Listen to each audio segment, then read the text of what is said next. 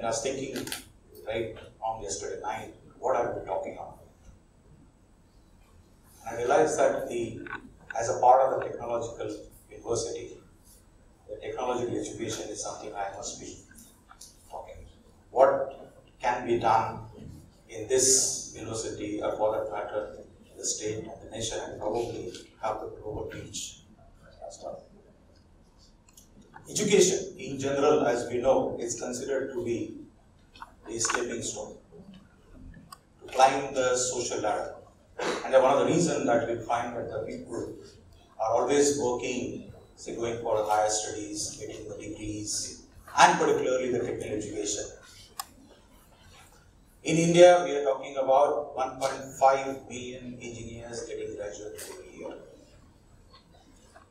But those engineering graduates, when we consider them as a productive engineers, things become somewhat questionable. Are those degrees only on the paper?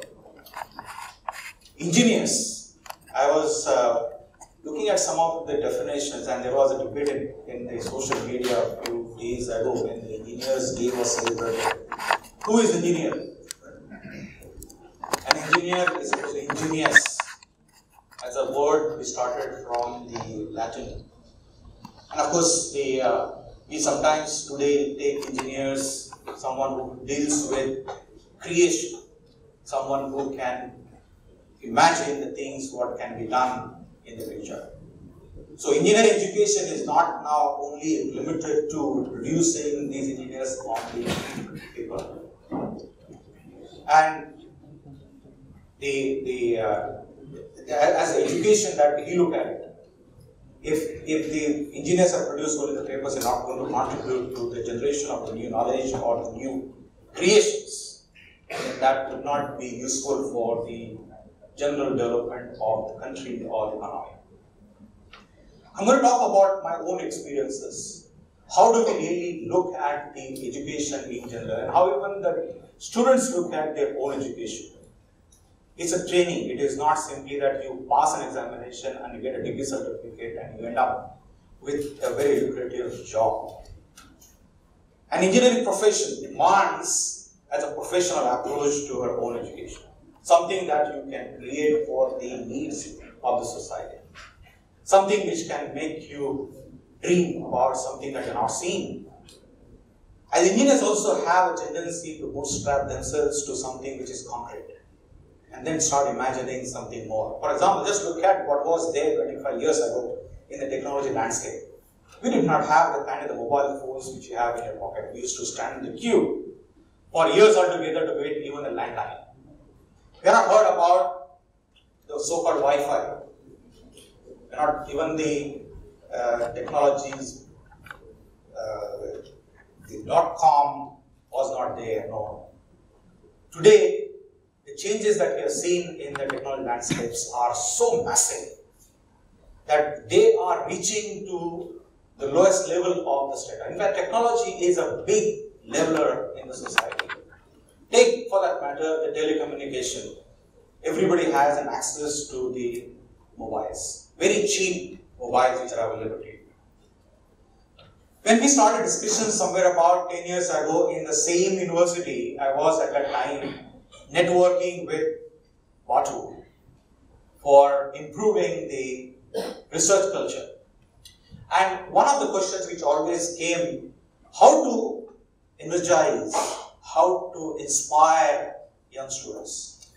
And then we said, if this students or the younger generation is not very happy with examination, can we challenge them? The challenge came in terms of live industrial problems. We got half a dozen problems from the nearby chemical industries, and we offered them as a challenge to the young people in this university and from UDCT then or UICT then, and together there were about 6 problems offered, and it became probably the first young innovator choice competition. There was how the catch with this. It was not like a usual industry defined problem. The students had to work on the problem and come up with a solution within 48 hours. That is how in fact the industry works. You have a problem, you have to solve it using whatever you know, get all the resources which are available to you, whether those are library, whether you are faculty, whether you are friends in the industries, but come up with a workable solution. Imagine the surprise that we had when we saw the students sitting in the corridors, not even sleeping, begging to the librarians to keep the library open overnight. It was a very pleasant surprise to us. It actually tells us that it is possible to drive our younger generation to the innovation, to come up with workable, affordable solutions. What started as a small experiment in the same university became a momentum in the later on to the Institute of Chemical Technology. And the last count, I had about 250 teams, each one of 3 members, solving about 20 problems in 72 hours. It gave me an example, it gave me such a surprise, it gave me very pleasant satisfaction as well to see the younger generation not working for the degrees, not working for the degree certificates, but working for solving problems in reasonable time frame and then coming up with solutions which are affordable. And the same principle, when I apply later on to network different institutions, we put together about 6 institutions throughout the state. By sitting across, we developed 15 projects, and each of the projects had the supervisors coming from all the other institutions. So it was a multi-institutional projects. Each of the projects had the people working from the undergraduate to the postgraduate to the PhD. And they were not working for the degrees, they were actually working on the products. What we are looking for now, a younger generation taking the challenges, saying that they can create something new, something different. It took about 3 months to train the students, just to take them through the ideation processes, and then to the engineering designs. And the designs were right from the basic principles. They are not seen some of those processes before, they are not even studied them in their regular courses. But they took up the challenge. As I remember one of the groups which came to me for the Petroleum College of Engineering, electrical engineering group and electronics group, they worked with me to prepare microwave assisted chemical reactor. They simply took up the magnetrons available from the local market, designed the entire control system for that. Another group of the students worked on the aerodynamic characteristics of the reactors, whether it's a tubular reactor or whether it's a stirred reactor. Put them all together. And imagine when the first time when they pressed the button on, they were surprised. They didn't have any of these heating effects of the magnetron or the microwave. The team went back to the drawing board. They kept on working on that. What is wrong? What has not happened? And the day when it happened, I received a call 11:30 in the night saying that, sir, we have found out what was wrong. They worked overnight to show me the product in the following day. This actually tells us where we are lacking today in technology education. We, as follow the rigid system which has been probably put on us by the British to prepare the people for their own services, we unfortunately have continued with the same setups in a very rigid mindset. So if we want to have an alternative for these young people to learn about the technology and the education and get educated themselves, we need to think about giving them local, actual, live problems. Give them the challenges and then they thrive on those challenges. That is what the technical education should be in this country. We should have the people, we should have the younger generation be aware about what is needed. The innovation starts only when you identify a problem. And identify a problem which is required for solutions which can reach to the masses. People in the locality, in the nearby regions, in their own state or district, or that, as I said, for the entire country, should have an access to the affordable solutions. Wherever you find people complaining, wherever you complain, that should give rise to an opportunity or for a new project. If We allow the students to take up these problems and give them a timeline. Never leave it open-ended that you can do whenever you like. Give them a timeline. I'm sure they will come back with the solutions which are really, really workable. The techniques which I employed for challenging the students and giving them the time frame, saying that come up with a solution within 40 hours, 72 hours, actually makes them to come up with the best of the solutions.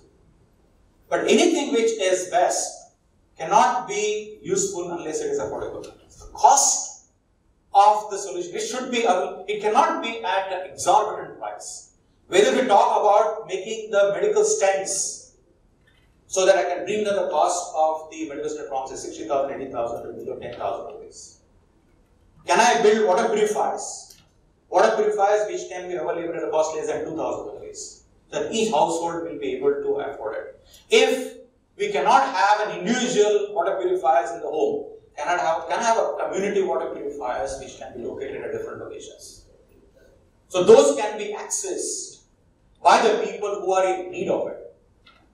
Just imagine the rural areas, we cannot get in that case of purified water just the way the city folk get.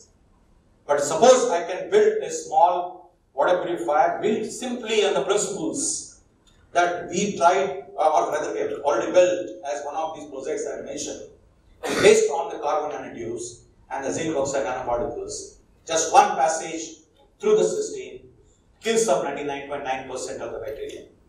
Can we build a small purifiers of these types which can be located in the different locations in the villages at the corners and allow in that case those villages to draw the water at a very affordable cost? We don't have to ask them to pay 15 rupees per liter. Make it as cheap as something like 5 rupees for 25 liters. At least we will be able to take care of the waterborne diseases very easily. As long as you get purified water for drinking, we will be able to address the issues about the waterborne diseases. Similar thing is for the affordable healthcare. We have a significant database, maybe scattered, of the Ayurveda or the natural medicines throughout the state, particularly the Kokot region, which is very rich in the medical plants. And some of these medicines are already utilized by local vaidyas and the doctors. Can we use these to develop affordable medicines for the common diseases? You just imagine the kind of a database that we can build from the local vaidyas and the doctors, which they know very well how those diseases can be treated. As long as we use technology which can give me affordable solutions, which is applicable to the masses, then it becomes easy to adapt. Otherwise, the technology landscape can be like a mist. We look for that in that case only for the short-term benefits, but we ignore what will be the long-term, probably adverse effect as well. Today's technology developments are so massive. We are looking in that case what is convenient to us now. Apart from being only the consumers of the technology, which probably is important, we need to build a self-reliance of the technology for our own needs. We need to find first the solutions for the local problems, but at the same time have the global reach. So my friends, probably should be able to make you realize what potential you have as youngsters, what opportunities that you can think about.